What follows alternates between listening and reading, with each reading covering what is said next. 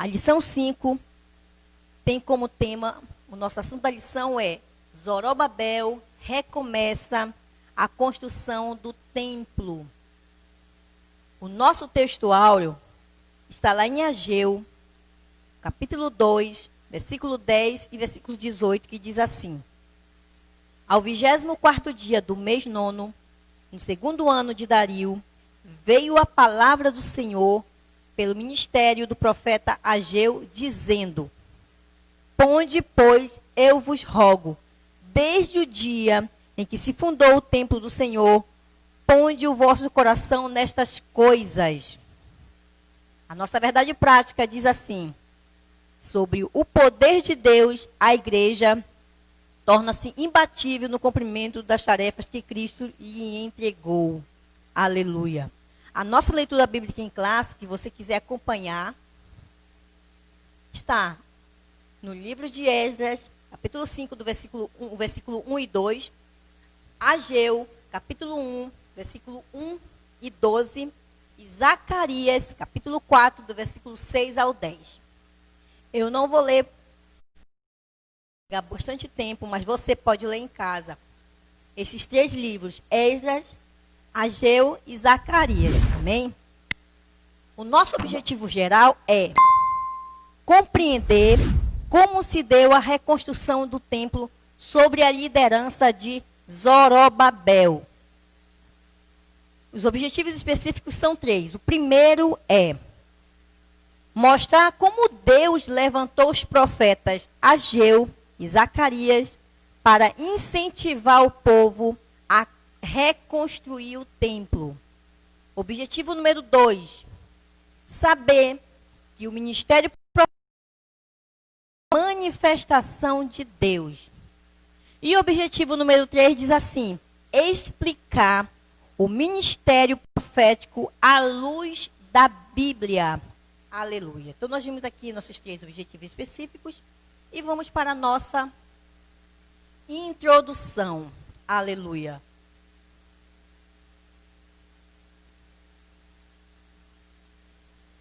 Glória a Deus.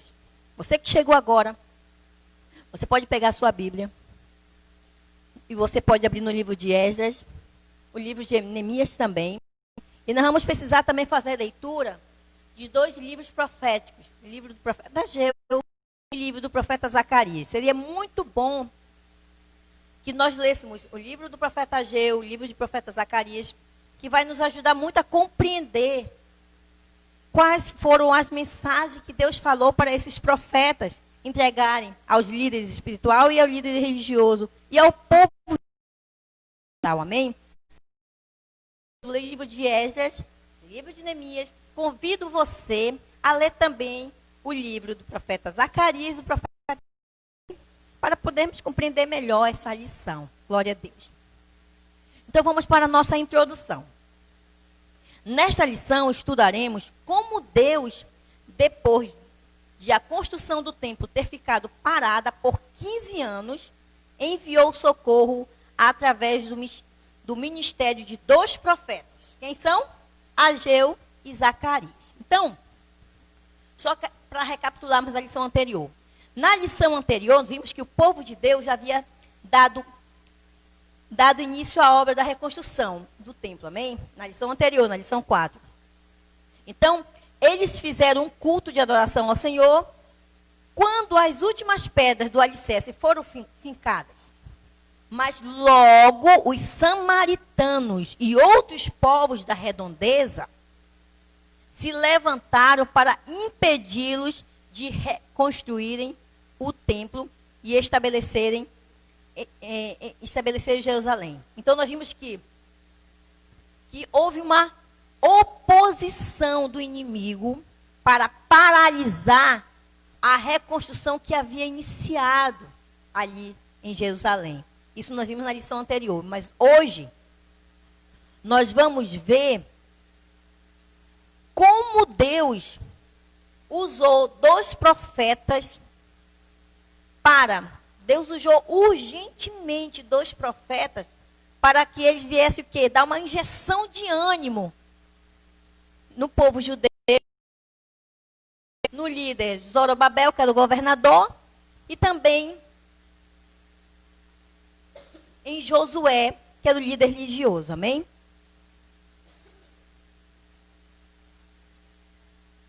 Então, depois que eles começaram a reconstruir o templo, quando houve aquela oposição do inimigo, e outros povos vizinhos se levantaram para paralisar, porque sempre vai ser assim. Quando nós começamos a fazer a obra de Deus, quando nós começamos a nos levantarmos, a nos despertarmos para fazer algo para Deus, logo vai vir o quê? A oposição, o levante do inimigo, para tentar o quê? Nos parar, nos paralisar, porque essa é a intenção do inimigo. Então, não posso jamais deixar aqui de falar sobre duas passagens bíblicas que vai falar sobre essa paralisação da pessoa recuar, retroceder no meio do caminho. Porque essa é a intenção do inimigo. Lá em Hebreus, capítulo 10, versículo 38 e 9, diz a palavra de Deus assim: o justo viverá pela fé. Contudo, se retroceder, a minha alma não tem prazer nele. O versículo 39 diz também assim: nós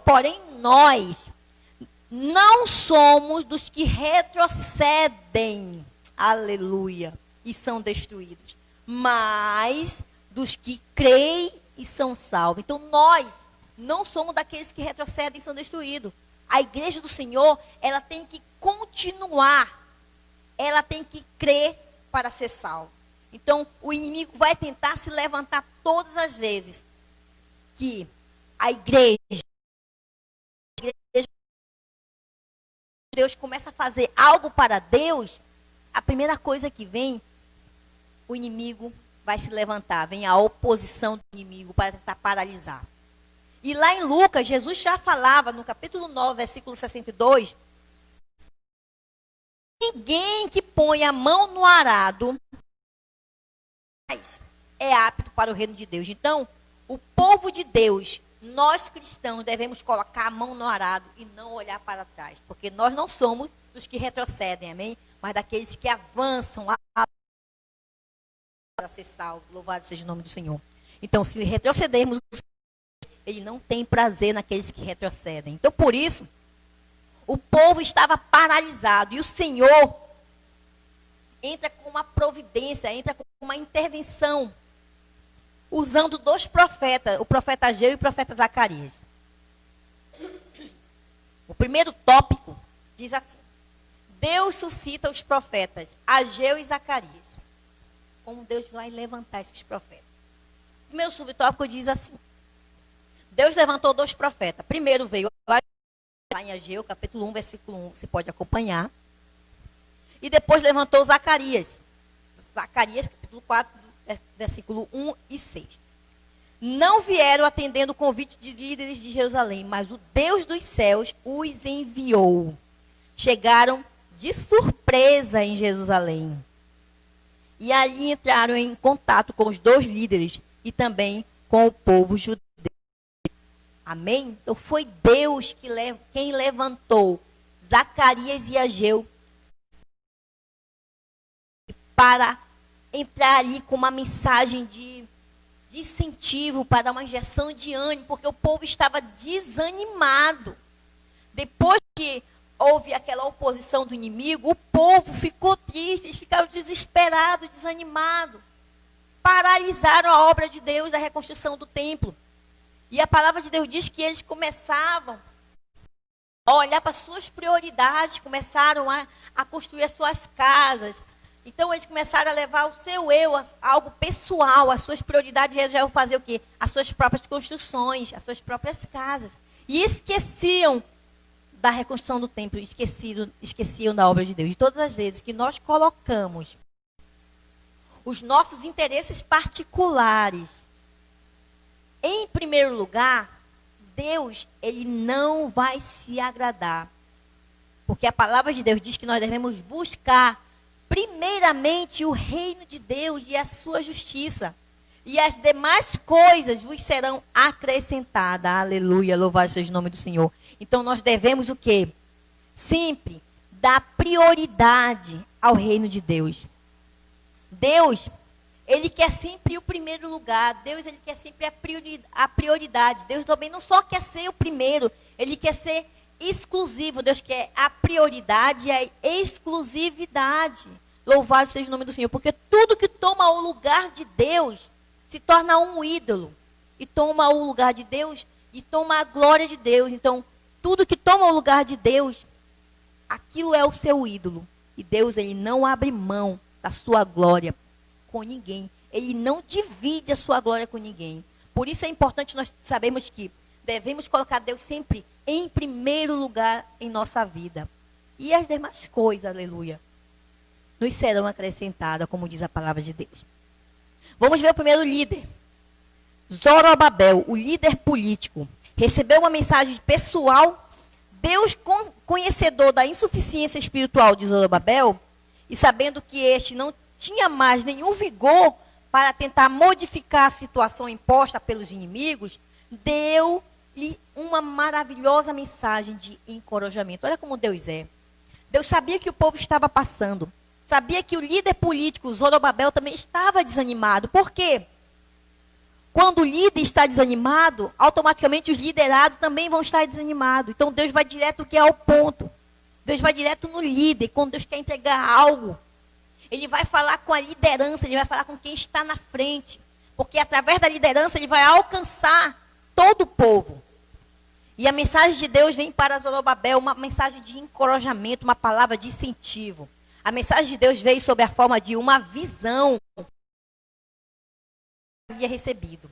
Deus lhe mostraram um castiçal com 7 lâmpadas, símbolo da obra de Deus, aleluia. O óleo que as lâmpadas precisavam tinha que fluir através de canos ligados a um vaso de azeite que ficava. O vaso de azeite, por sua vez, estava nas oliveiras. Isso você vai encontrar lá em Zacarias, capítulo 4, do versículo. E o recado de Deus para Zorobabel foi: não por força. Quem não conhece esse versículo, né? Não por força e nem por violência, mas pelo meu espírito, diz o Senhor dos Exércitos. Essa palavra está lá em Zacarias, capítulo 4. Deus está falando para Zorobabel: não adianta agora vocês querem levar com a força do braço.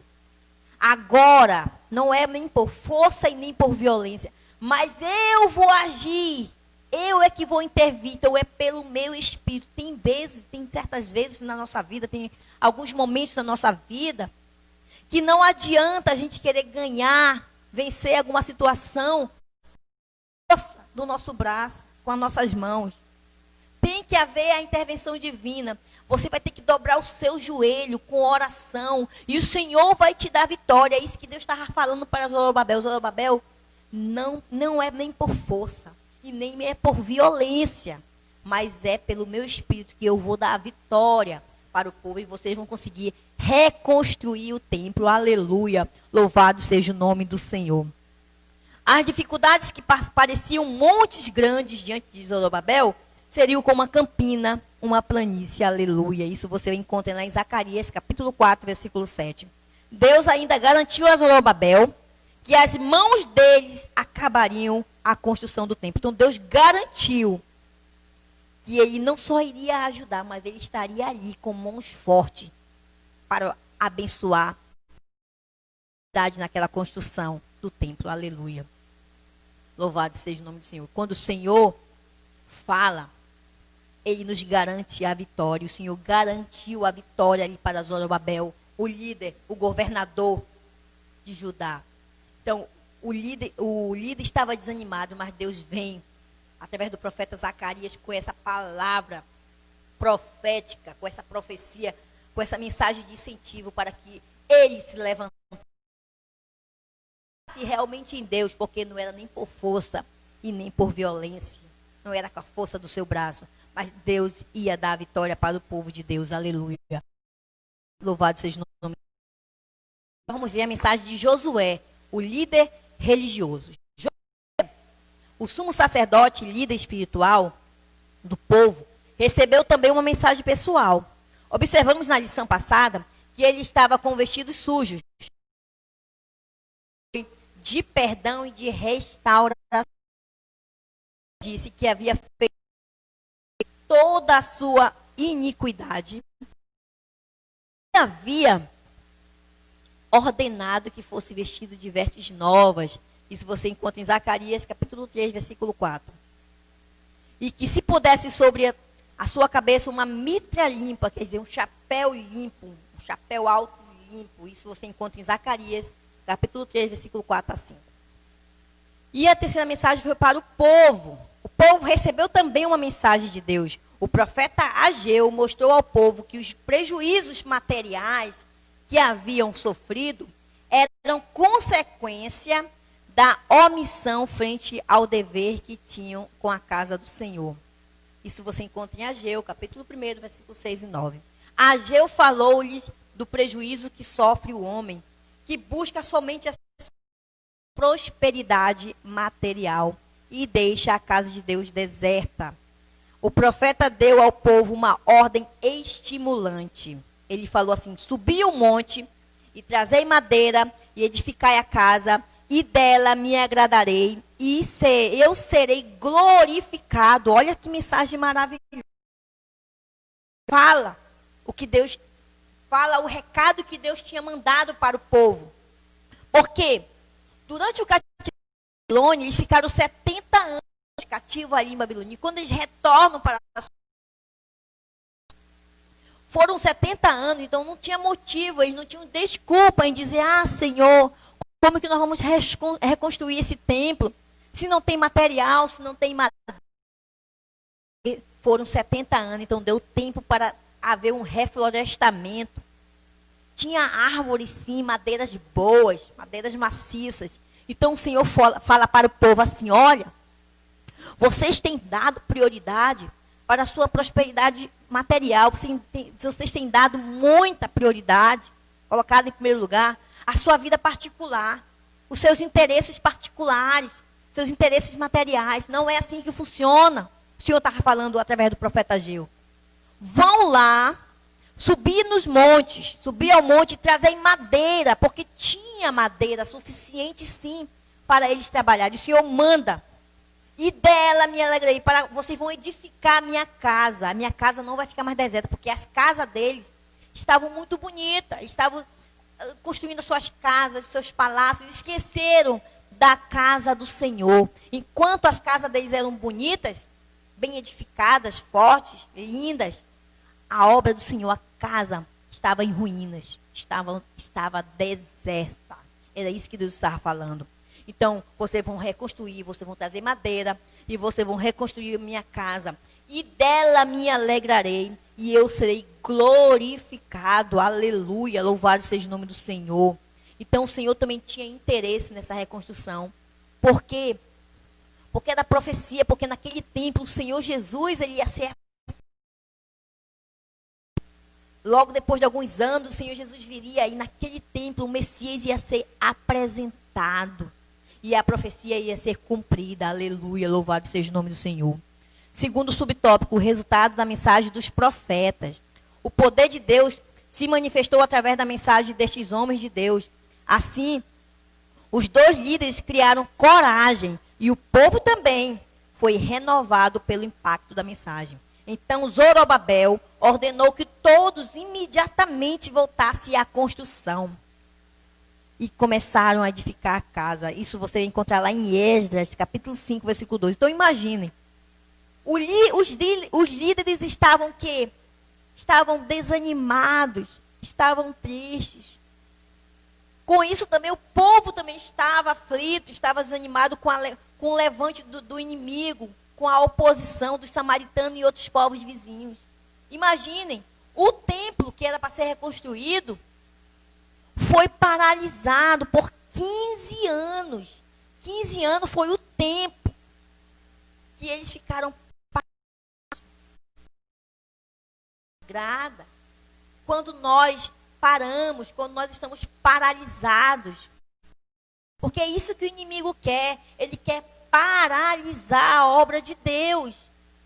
Então você que foi chamado para fazer algo na casa de Deus, você que foi chamado para ensinar, você que foi chamado para pregar, você que foi chamado para ter um ministério de visita, de oração, de pregação da palavra, seja qual for o seu ministério, seja qual for o seu dom que Deus te deu, não fique paralisado. O Senhor, Ele não se agrada dos que retrocedem, mas sim daqueles que avançam. Aleluia. Louvado seja o nome do Senhor.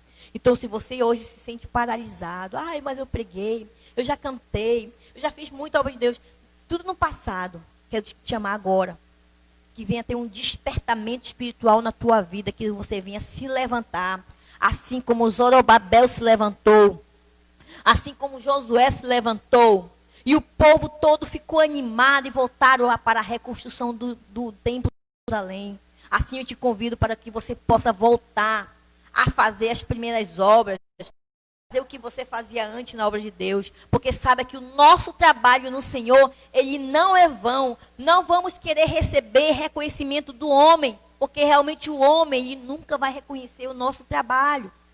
Mas o único reconhecimento que nós vamos receber é do próprio Deus. Ele vai nos galardoar, Ele vai nos presentear.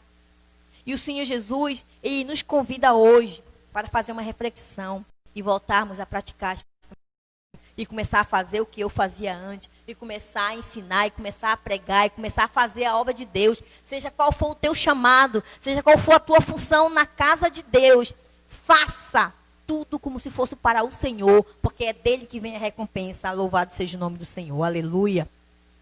Vamos para o nosso terceiro subtópico, que é o impulso espiritual dado pelos dominando os construtores até a conclusão da construção. Amém? Então, os profetas Ageu e Zacarias, eles tiveram uma importância muito grande nesse papel da reconstrução do templo. Amém? Eles continuavam dando a sua cooperação. Então, eles não só entregaram o recado de Deus, a mensagem de Deus, de incentivo, mas eles colocaram a mão na massa, cooperavam com o povo. Aí a palavra de Deus diz assim: prospera, profecia, Ageu e de Zacarias, filho de Ido, e edificaram a casa e a aperfeiçoaram conforme o mandado do Deus de Israel. Aleluia. E conforme o mandado de Ciro e de Dario e de Atarxerxes. Um mandato, tinha um decreto do rei, que eles tinham, que Deus usou, e voltasse a reconstruir o templo de Jerusalém. Então teve um decreto, estava animado, porque Deus é isso que Ele quer. Revigorados. Então, antigamente, Deus usava os profetas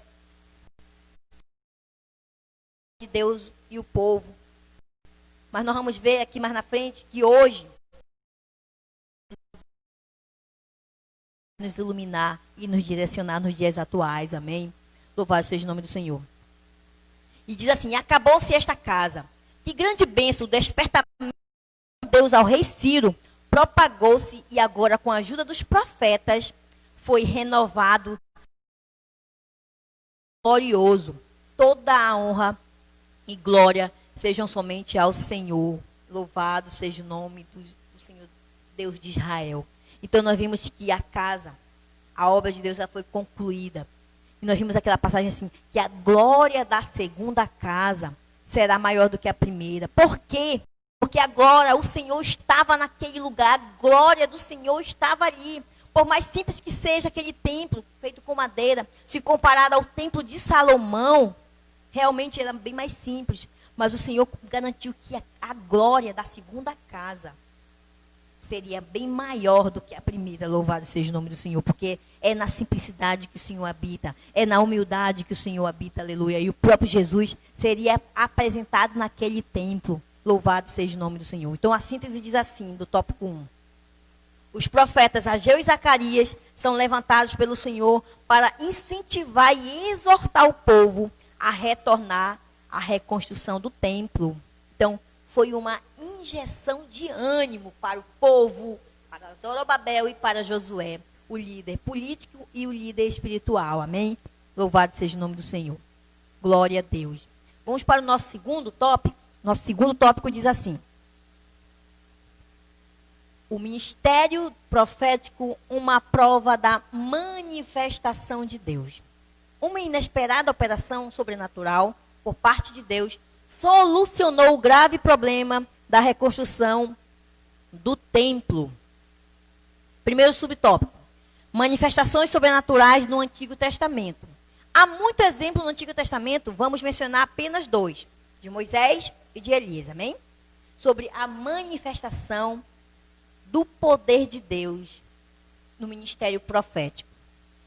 Moisés, o grande líder que Deus levantou para libertar o seu povo da escravidão do Egito, recebeu de Deus um preparo sobrenatural, o que lhe deu muita autoridade espiritual. Com a sua vara fazia grandes maravilhas. Então, a história de Moisés, que ficou 40 anos no palácio. Deus preparou Moisés 40 anos no palácio para ele exercer o seu ministério aonde? Lá no deserto. O próprio Deus, ele teve ensinamento do próprio Deus. Louvado ao Senhor. O profeta de Deus foi revestido de sobrenatural, aleluia, para ajudar Israel, que havia sido levado à idolatria pelas suas lideranças políticas, em particular pelo ímpio Acabe, rei de Israel, nos dias de Elias. Acabe pôde assim realizar grandes milagres. Então Elias pôde realizar grandes milagres, fez com que não chovesse sobre a terra durante 3 anos e meio, além de outros. O ponto mais alto do seu ministério foi o confronto com os profetas de Baal, no Monte Carmelo. Então, o ápice do ministério de Elias foi aquele confronto que nós conhecemos com os profetas de Baal, no Monte Carmelo. Nessa ocasião, a manifestação sobrenatural do poder de Deus fez o povo clamar. Aleluia. Só o Senhor é Deus. Então, quando há essa manifestação sobrenatural do poder de Deus, lógico que é para o nome do Senhor ser glorificado. Então, quando houve aquele confronto com os profetas de Baal ali no Monte Carmelo, quando a glória de Deus encheu aquele lugar em que o altar ali, Deus respondeu com fogo. O povo reconheceu. O povo não reconheceu Elias que estava ali, não. Ó, o grande profeta de Deus, não.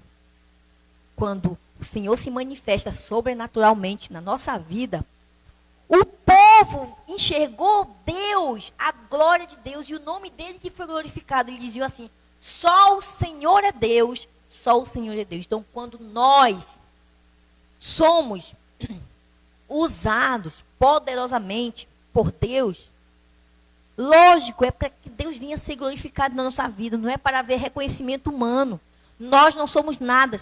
Que Deus venha crescer em nossa vida e que nós possamos sempre diminuir, porque a glória é dele e para ele. Feito por intermédio dele. E sem ele, a palavra de Deus diz que nada do que foi feito se fez. Aleluia. Glória a Deus. Segundo subtópico: manifestações sobrenaturais no Novo Testamento. Exemplo de manifestações sobrenaturais no Antigo, com Moisés e com Elias. Agora vamos ver no Novo Testamento. Quando o Espírito foi derramado em sua plenitude, os dons espirituais começaram a entrar em ação e passaram a ser a própria preparação divina para o ministério. Aleluia. Os apóstolos eram revestidos desses dons, meio divino para a conversão de muitas almas. O apóstolo Paulo, enriquecido por Deus com muitos dons, escreveu para o evangelista Timóteo, representante da segunda geração, um jovem tímido. Ele escreveu uma mensagem de exortação. Ele falava assim para Timóteo: não desprezes o dom que há em ti. E pouco antes de ser martirizado, Paulo voltou a escrever a Timóteo. Ele dizia assim: despertes o dom de Deus que existe em ti.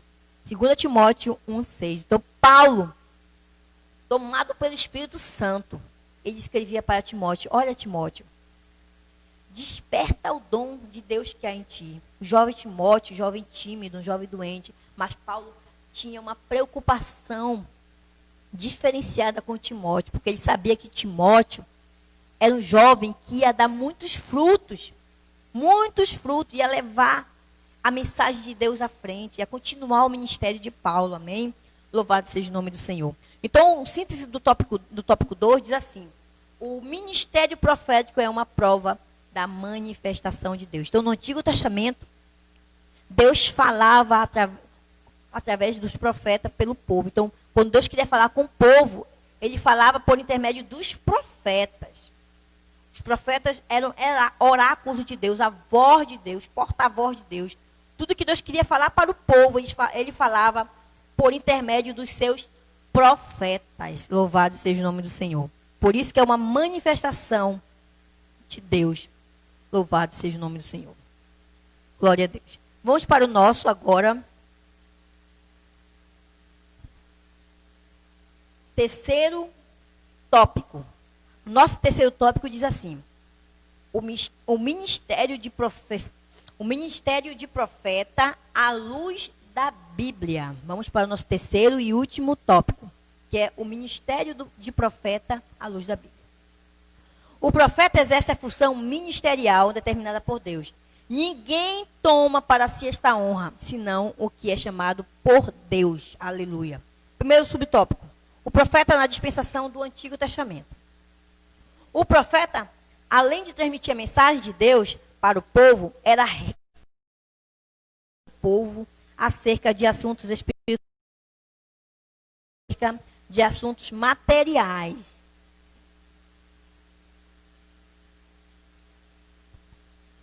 Quando o povo queria saber algo espiritual, eles consultavam o profeta. Em Ezequiel 22, os anciãos vieram a Ezequiel para que este consultasse o Senhor por eles. Deus, por meio de Ezequiel.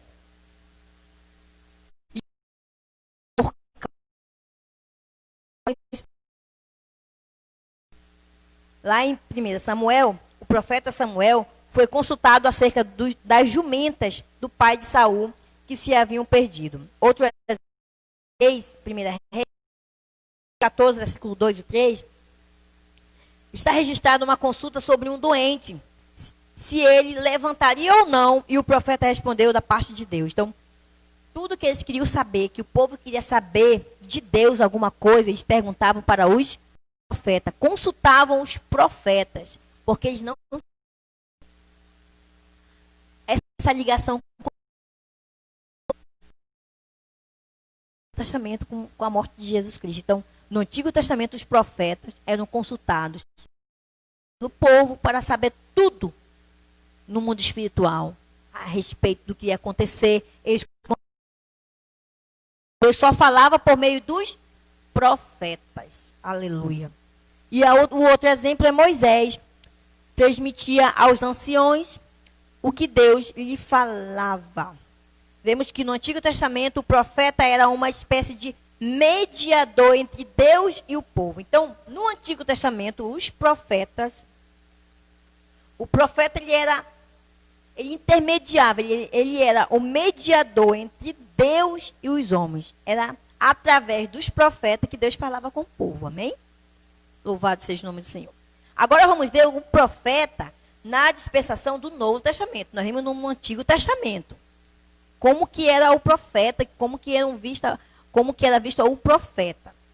Certo? Agora vamos ver na dispensação da graça, na dispensação da nova aliança.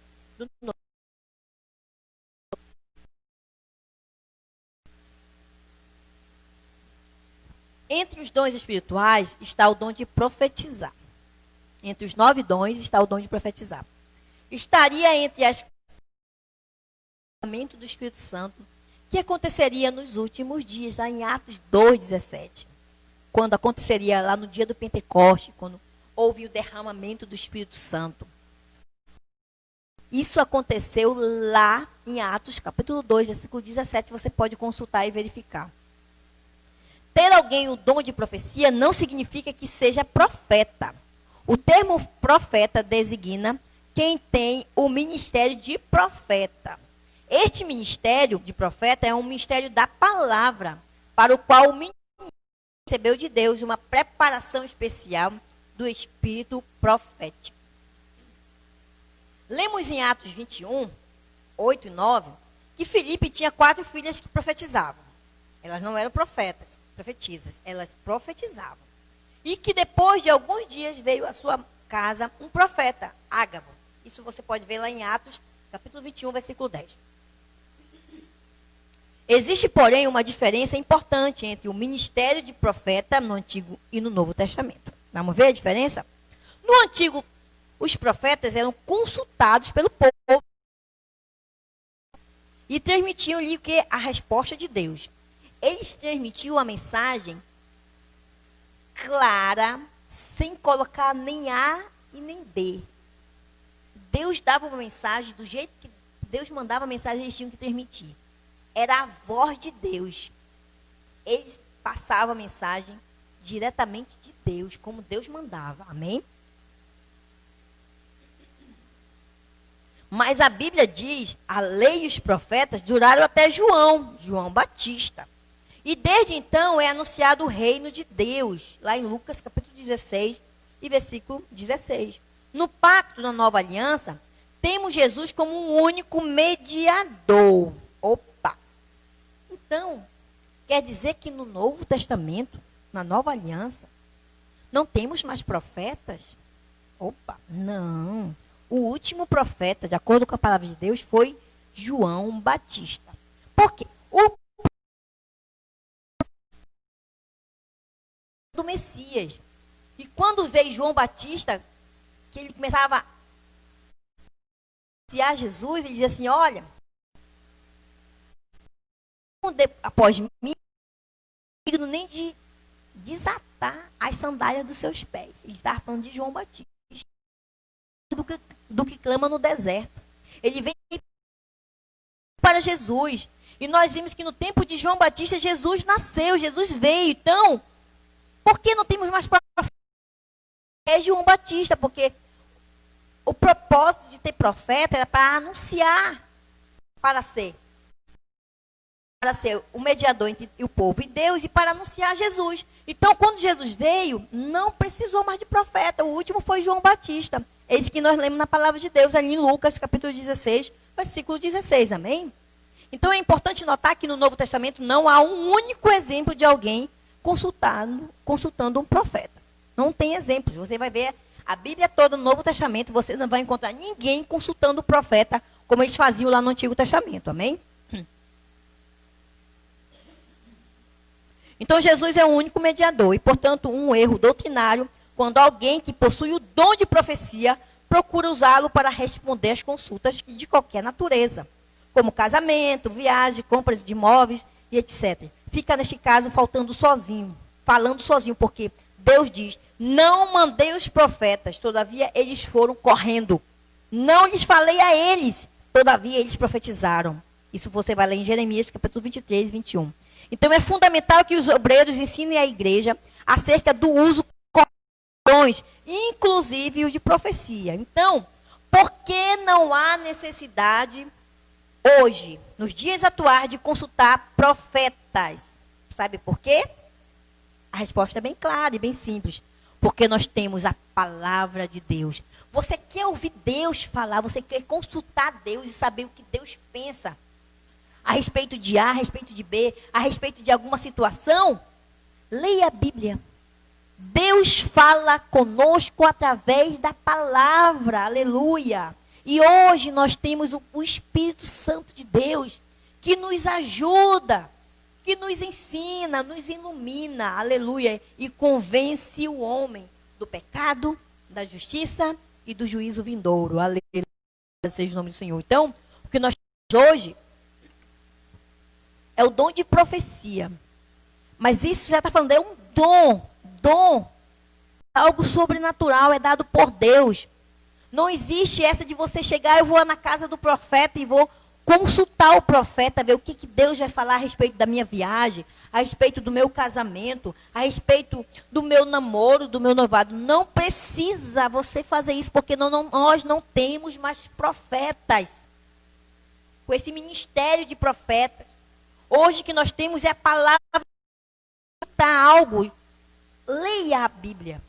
Então nós líderes, o povo, a igreja, os líderes religiosos, os pastores, os mestres, tem que ensinar na palavra de Deus, tem que ensinar à igreja que hoje nós não precisamos consultar profeta algum.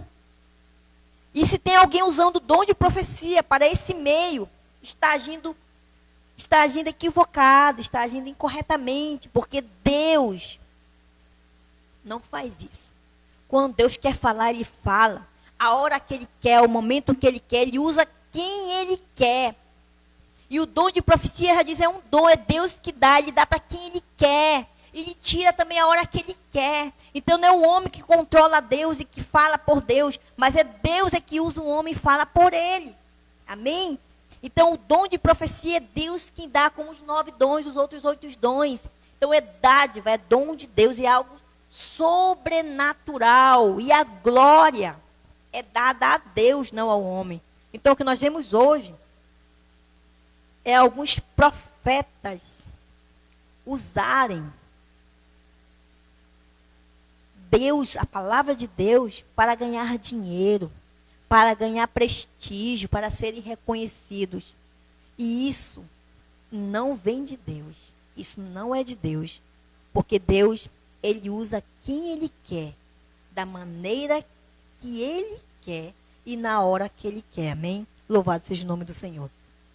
Então, a síntese do tópico 3 diz assim: os profetas exercem uma função ministerial determinada pelo Todo-Poderoso. Então, o que os profetas fazem, a função que eles têm, é dada pelo próprio Deus. Não é por eles. Não é quando eles querem falar. O que eles querem é que Deus manda. É o que Deus ordena que eles falem. Amém? Louvado seja o nome do Senhor. Então, mais uma vez, nós terminamos aqui uma lição maravilhosa sobre Zorobabel, sobre a construção, a reconstrução, né, quando ele recomeça a construção do templo, e sobre o profeta Ageu e o profeta Zacarias, a importância do papel desses profetas para iniciar essa reconstrução do templo em Jerusalém. Amém? Então Deus usava os profetas do Antigo Testamento para falar com o povo, para entregar a mensagem para o povo. Hoje, o Senhor Deus fala conosco através da sua palavra e com o seu Espírito Santo nos orientando e nos ajudando. Aleluia. Louvado seja o nome do Senhor. Então, eu quero terminar mais essa lição orando. Muito obrigado por mais, Senhor, essa orientação do teu Espírito, da tua palavra a respeito dessa lição maravilhosa. Que tu venha nos iluminar e que cada dia, Senhor, tu venha nos despertar do sono, Senhor, da preguiça, da indolência, da uma obra, para que possamos fazer, Senhor, expandir o teu reino sobre a terra e pregar a tua palavra, Senhor, e fazermos a tua obra com amor, com dedicação. Oh Deus, nos abençoe e nos guarda.